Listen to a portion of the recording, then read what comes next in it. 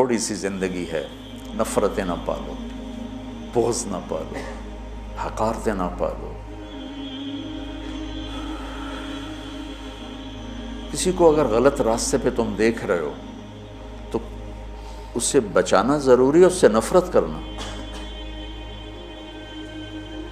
بند ہو گیا۔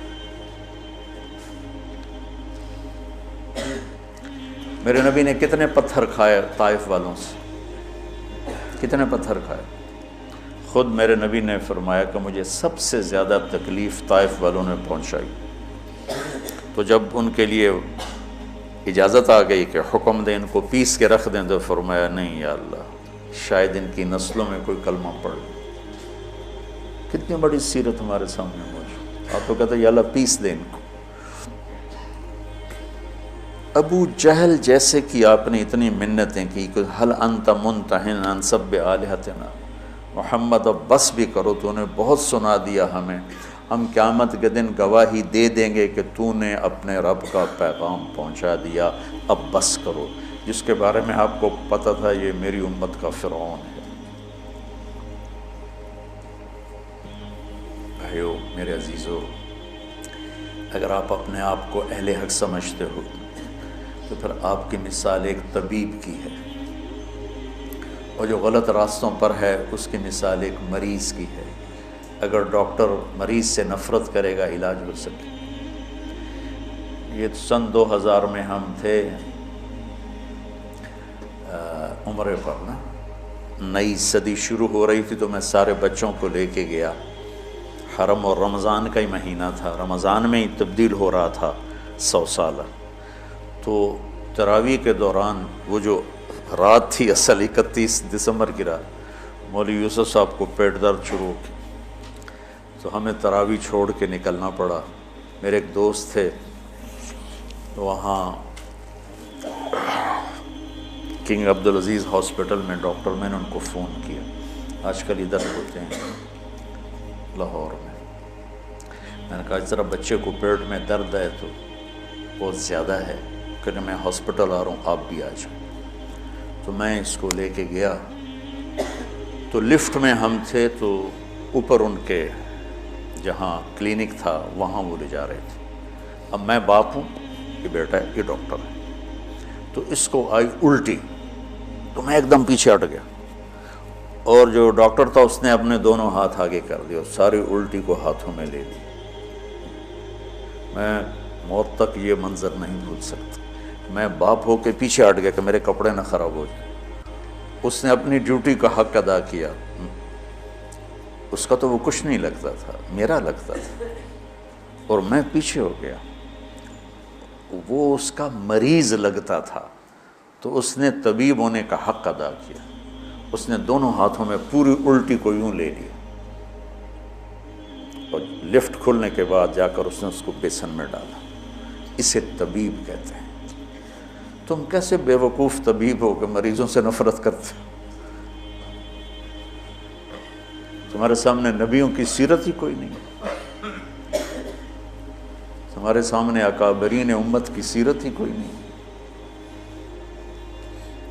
کہ میرے نبی سے بڑھ کر کسی کا مقام ہو سکتا ہے کہ قاب قوسین او ادنی، اور پھر وہ پتھر کھا کے کہہ رہے ہیں نہیں نہیں میں بد دعا نہیں کروں گا، ان میں کوئی آئے گا۔ اگر آپ تبلیغ والوں نے تھوڑی سی محبت دکھائی اور کیسے کیسے لوگ ہدایت پہ آ گئے۔ تو لمبے میں جو میرا اصلی ہوم ٹاؤن ہے، 200 سال سے طوائفوں کا محلہ چل رہا ہے۔ آج وہ سارا محلہ توبہ کر کے بیٹھا ہوا ہے، صرف 10 سال کی محنت۔ میں نے ان کو جا کے بیٹی بنایا، میں کہ تم سب میری بیٹیاں ہو۔ اسی ایک لفظ نے ان کے آنسوں کیا ہچکیاں بجا دی کہ مولانا صاحب سانوں تو ساڈے پیو نہیں آتے، تو ساڈی بیٹی ہیں، تسی مولانا ہو کے آخر ہو تسی میری بیٹیاں ہو۔ اس عزت نے ان سے توبہ کرواتی۔ میں نے ان کے وظیفے مقرر کیے، ایسے وظیفے نہیں ہیں کہ وہ بیچاری آسانی سے کھا سکیں کہ بیٹیوں تم گھر بیٹھ جاؤ اور دال روٹی کھا سکتے ہو، اس سے زیادہ بھی میری بھی اوقات نہیں ہے۔ تو اللہ کرے اللہ تمہارے گھر آباد۔ 2 لفظ محبت بھرے، پوری زندگی ان کی تبدیل ہوگی۔ طوائف کہنا کون سا مشکل کام ہے، کنجری کہنا کون سا مشکل کام؟ تم جانتے ہو کہ طوائف کو طوائف بنانے والی یہ کم بخت مالدار لوگ ہیں جو غریب کی بیٹیوں کو کی بولی لگاتے ہیں، ان کے سر پہ عزت کی چادر ڈالتے، ان کی شادیاں کرواتے، ان کے گھر آباد کرواتے، بجائے اس کے ان کی عزتوں سے کھیلا۔ اگر تم کبھی طوائفوں کی کہانیاں سنو تمہارے کلیجے پھٹ جائیں۔ ممبر پہ بیٹھ کے بیان کرنا تو بڑا آسان کام، نشہ پلا کے گرانا تو سب کو آتا ہے، مزہ تو تب ہے کہ گرتے کو تھام لے ساکی۔ میں جب طوائفوں کے بازار گیا تو مجھے پتہ چلا کہ کتنا مظلوم طبقہ ہے یہ، غریب کی بیٹی پیٹ کی آگ بجھانے کے لیے جسم بیچتی ہے اور اس کے ماتھے پہ طوائف کا داغ لگتا ہے، اور اس بدبخت ذمہ دار پر چودھری کا پیسے ہی تاج سجا رہتا ہے جس نے راتوں کو جا کر اس کی عزت کے سودے کیے، اس کی شادی بھی کروا سکتا تھا۔ وہاں کی طوائفیں بڑے بڑے ذمہ داروں کی بیٹیاں، میں وہیں پیدا ہوا، وہیں پروان چڑھا۔ تو اگر میں بھی ان سے نفرت کرتا، اگر ان 300 میں 100 ہی پکی ہو گئیں، ایک بھی ہو گئی، تو میری ساری 50 سال کی تبلیغ ایک طرف اور ایک طوائف کا توبہ کر لینا ایک طرف۔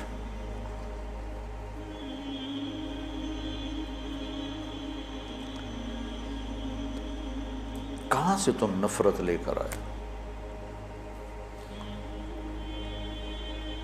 دکاندار گاہکوں سے نفرت شروع کر دے، دکان چلے گی اس کی۔ طبیب مریضوں سے نفرت کرے، کلینک چلے گا اس کا۔ تم کیسے بے وقوف اہل حق ہو جو اپنے آپ کو صحیح بھی کہتے اور جو غلط ہیں ان سے نفرت بھی کرتے؟ انہیں جہنم سے بچاؤ، ان کی جنت کا راستہ ڈھونڈو۔ جنید جمشید رحمۃ اللہ علیہ ایک دفعہ مجھ سے کہنے لگے، مولانا اگر ایک دفعہ بھی تم مجھے کہتے نا کہ گانا بجانا حرام ہے، تم حرام کھاتے ہو، تو زندگی بھر میں تیرے قریب کبھی نہ تھا۔ تم نے کبھی مجھے احساس ہی نہ دلایا، اور اتنی محبت تھی کہ میں خود ہی سب کو چھوڑ گیا۔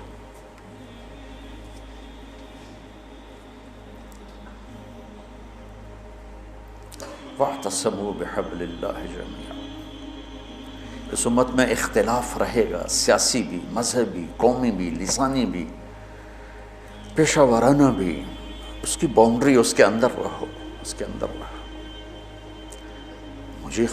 میں اکابر دیوبند کی تحقیق پر مطمئن ہوں، لیکن میں باقیوں سے نفرت نہیں کرتا۔ جو اہل السنت والجماعت کی تعبیر انہوں نے کی ہے، میں اس پہ مطمئن ہوں۔ ہاں جزیات میں ہر ایک کا اختلاف ہوتا ہے، کوئی تقلید جا، میں اندھا مقلد نہیں ہوں، اندھا مقلد ہونا کوئی صفت نہیں ہے، عیب ہے۔ لیکن میں ان کی تعبیرات اور تشریحات کو اہل سنت والجماعت کی تعبیر سمجھتا ہوں۔ اس کے علاوہ جو ہیں ان سے میں اختلاف کرتا ہوں، نفرت نہیں کرتا، نفرت نہیں کرتا۔ میرے منصب کا تقاضا ہے، جہاں مجھے اللہ نے بٹھایا ہے، کہ میں کسی سے چور ڈاکو بدماش سے بھی نفرت، مجھے اس کے عمل سے نفرت ہے، اس کی ذات سے نہیں۔ مجھے اس کے غلط عقائد سے نفرت ہے، اس کی ذات سے نہیں۔ تو محبت تو دو۔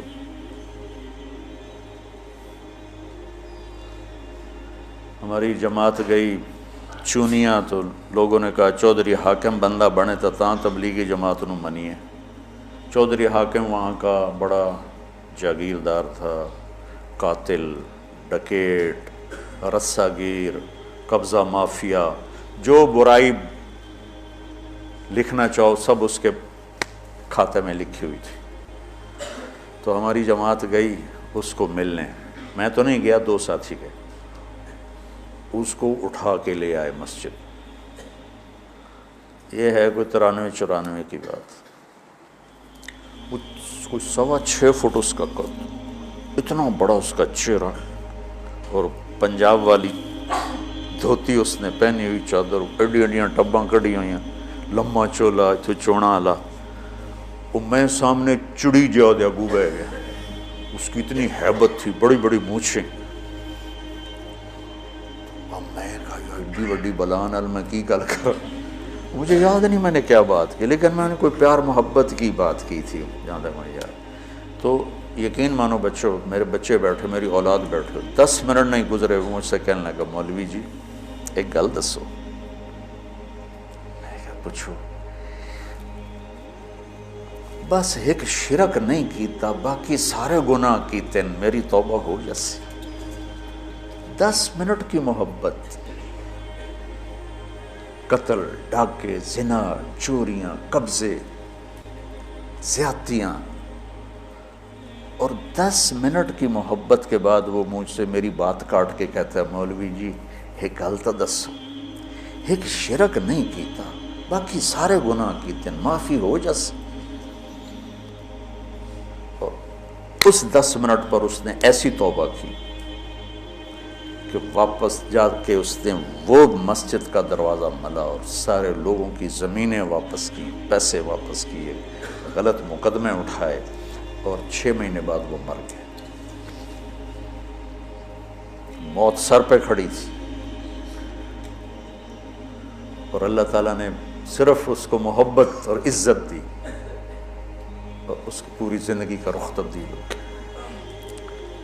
تو گھروں میں بھی نفرتیں مٹاؤ، محبتیں پیدا کرو. صرف مذہبی اختلاف کی نہیں ہو رہی، چھوٹے چھوٹے رشتوں پہ لڑائی، میں نے رشتہ مانگا مجھے رشتہ نہیں دیا بس بات ختم.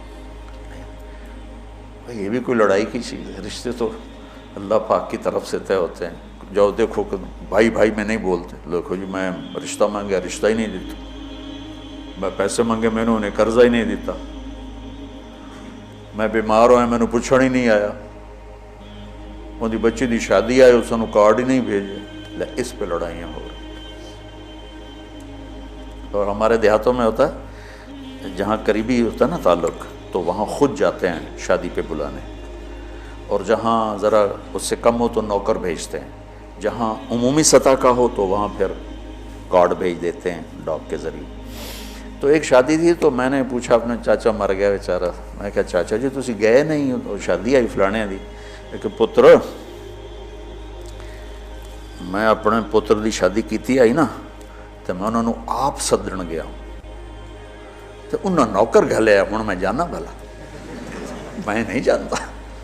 وہ آپ کیوں نہیں آئے مینوں سدن واسطے؟ میں نہیں جانتا. نہیں گیا چاچا میرا مر گیا اس لیے بتا رہا ہوں بیچارہ. یہ ہماری ثقافت ہے، یہ ہمارے اخلاق. یہ صرف کوئی مذہبی اختلاف کی بات نہیں کر رہا ہوں، چھوٹی چھوٹی باتوں پہ لڑائیاں، جھگڑے، فساد.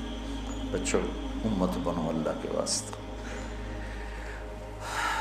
اگر یہ 2 سبق ہی یاد کر لو گے نا تو اس معاشرے کے لیے تم رحمت بن جاؤ گے، جنت بن جاؤ، سخی بن کے جاؤ، محبت والے بن کے جاؤ. مولوی صرف مانگنے والا نہ رہے، دینے والا بھی.